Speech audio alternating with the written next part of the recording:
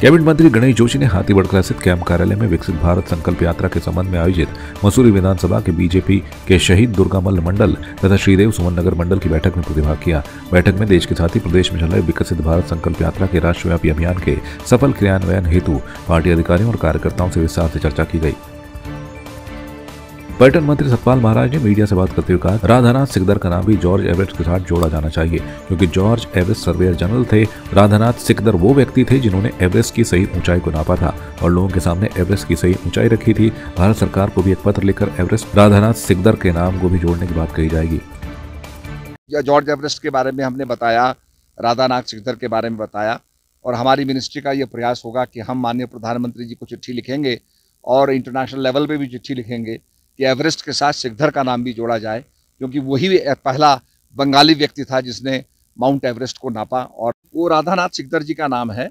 तो हम ये चाहेंगे कि सिकदर का नाम भी एवरेस्ट के साथ जोड़ा जाए, क्योंकि एवरेस्ट तो जो जॉर्ज एवरेस्ट थे वो तो सर्वेयर थे, सर्वेयर जनरल थे, पर सिकदर वो भारतीय व्यक्ति था जिसने असली पीक 15 को नापा, एवरेस्ट को नापा। धामी सरकार ने पीआरडी जवानों से कुत्ता घुमाने और बर्तन मंजवाने के आरोपों पर जांच बैठा दी है। युवा कल्याण निदेशालय ने देहरादून के जिला युवा कल्याण अधिकारी को इस मामले की जांच कर रिपोर्ट देने को कहा है। वहीं इस मामले में राज्य की खेल एवं युवा कल्याण मंत्री रेखा आर्य ने कहा कि इस मामले की जांच कराई जा रही है। रिपोर्ट आने के बाद सरकार फैसला लेगी। चूंकि स्थापना दिवस था और मुझे लगता है कि शायद ये घटना उस दिन नहीं होती तो ज़्यादा अच्छा रहता, और जो घटना हो गई उस पर हमने जो कार्रवाई करी वो भी मैंने बड़े भारी मन के साथ में करी, क्योंकि जब पीआरडी जवान अनुशासनहीन हो जाएगा तो स्वाभाविक रूप से अनुशासन कायम करने के लिए कार्रवाई करनी ही पड़ती है। उनकी भावनाओं के अनुरूप जो काम किया गया है वो मैंने जब रिपोर्ट जो है अपने भाषण के माध्यम से भी रखा है। 2 लोगों के कहने से पूरे पीआरडी डिपार्टमेंट के लोग ऐसा सोचते हों, ऐसा धारणा बनाना भी अपने आप में गलत है। वे 2 लोग जो मुख्यतः ये कह रहे हैं कि हम सड़क पर आ गए, वे 2 लोग विगत 13 वर्षों से निर्बाध तरीके से सेवा दे रहे हैं, निर्बाध तरीके से उनको जो है वो सैलरी मिल रही है। आज वो विभाग को किस रूप में बदनाम करना चाह रहे हैं हमें नहीं मालूम, लेकिन उनका ये कथन अपने आप में जो है बहुत ही आपत्तिजनक था कि वे बेरोजगार हैं अथवा उन्हें काम नहीं है, वे अपने बच्चे किस प्रकार से पालें। तो जिस प्रकार की बात उन्होंने कही थी तो उसके बाद में परीक्षण किया गया और पाया गया कि वो 13 वर्षों से लगातार काम कर रहे हैं। एक भी दिन उनका बेरोजगारी का दिन नहीं है, जबकि पीआरडी जवान सामान्यतः 6-6 महीने में उनका रोटेशन चलता रहता है ताकि जो है सबको रोजगार मिल सके, लेकिन ये विशिष्ट लोगों को ये मिला था। दूसरा जो है मुझे लगता है कि जिस प्रकार से मीडिया को देखते हुए उनका जो और उनके जो भाव थे, उन्होंने ये भी कह दिया कि भाई हमसे ये एक कार्य भी कराया जा रहा है जो कि अनुचित है। वह बात पहली बार मेरे संज्ञान में आई है और उसका भी हम लोग परीक्षण कर रहे हैं। यदि वो बात सत्यता निकलेगी तो निश्चित रूप से इस प्रकार का उनके मान सम्मान को कोई ठेस ना पहुंचे, हम उसको सुनिश्चित कराएंगे। लेकिन जो उन्होंने किया है तो उस पर अभी जांच हम लोगों ने बैठा दी है और जांच की अवधि के दौरान में उनको कार्यमुक्त किया गया क्योंकि जांच प्रभावित ना हो।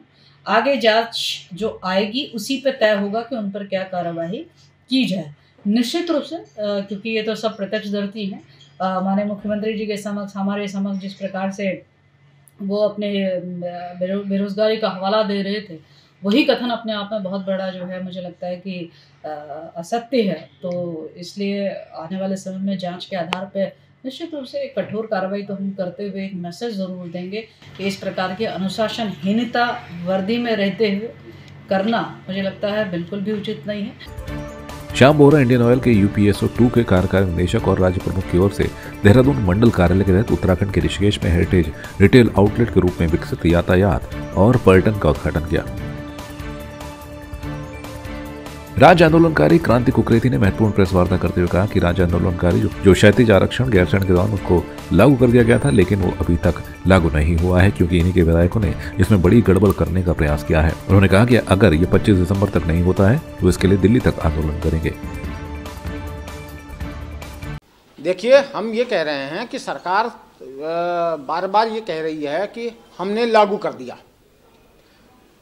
13 मार्च की, जैसा मैंने अपने वक्तव्य में पहले रखा है कि 13 मार्च की गैरसैंण कैबिनेट के बाद तो सारे अखबारों में ये छपा है कि राज्य आंदोलनकारियों का क्षैतिज आरक्षण लागू हो गया।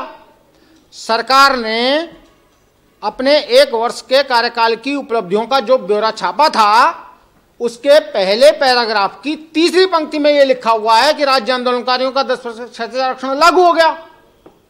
भले ही उसी सरकार का एक्ट आया कब? सितंबर में।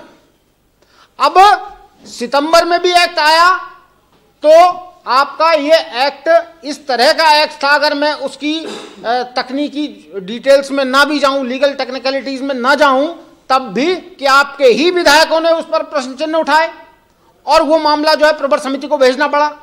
प्रवर समिति को और सदन में सरकार ने ये कहा था कि 15 दिन के भीतर ये जो है प्रवर समिति इसको वो करेगी, संशोधित करेगी और उसके पश्चात जो है विशेष सत्र आहूत किया जाएगा।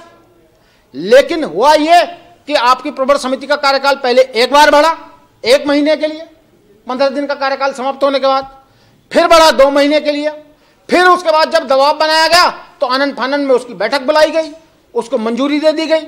मंजूरी दे दी गई है तो 9 नवंबर को मंजूरी दे दी गई है। आज क्या तारीख है? उसको भी 1 महीने से ज्यादा का वक्त हो गया है। और कल के समाचार पत्रों में इस तरह की खबरें प्लांट की गई हैं या छपी हैं, मैं नहीं जानता हूं कि साहब विशेष सत्र आयोजित होगा कब? जनवरी माह के आखिरी हफ्ते में या जो है फरवरी माह के पहले हफ्ते में।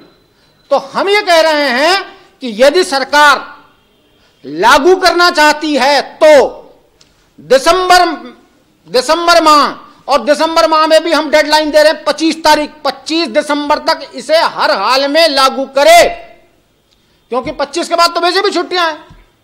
तो 25 तक का समय आपका, या फिर आप स्थिति स्पष्ट करें और यह कहें कि यह सरकार राज्य आंदोलनकारियों का 10% क्षैतिज आरक्षण कभी लागू नहीं करेगी, और ना कहने का साहस जुटाए।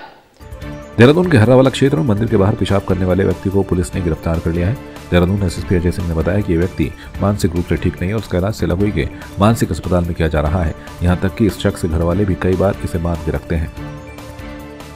पर तत्काल जो हमारी विभिन्न टीमें इसमें काम कर रही थी, जिसमें खासकर हमने सोशल मीडिया के माध्यम से प्रचार प्रसार और बहुत सारे हमने लोकल लोगों को लगाया उसकी पहचान के लिए, क्योंकि एक फुटेज में हमें चेहरा साफ दिखाई दे रहा था। फुटेज के आधार पर सूचना आज प्राप्त हुई कि एक ऐसा ही व्यक्ति जो है मेहवाला क्षेत्र में देखा गया। इस पर तत्काल हमारी टीमों ने, अलग अलग टीमों ने उस पूरे एरिया को कॉम्बिंग करके और घरों में जाकर पूछने से एक पता चला कि सद्दाम नाम का युवक है जो मेहवाला में रहता है, और इसका घर ट्रैक करते हुए पुलिस पहुंची और उसको वहाँ पर पूछताछ के लिए हिरासत में ले लिया।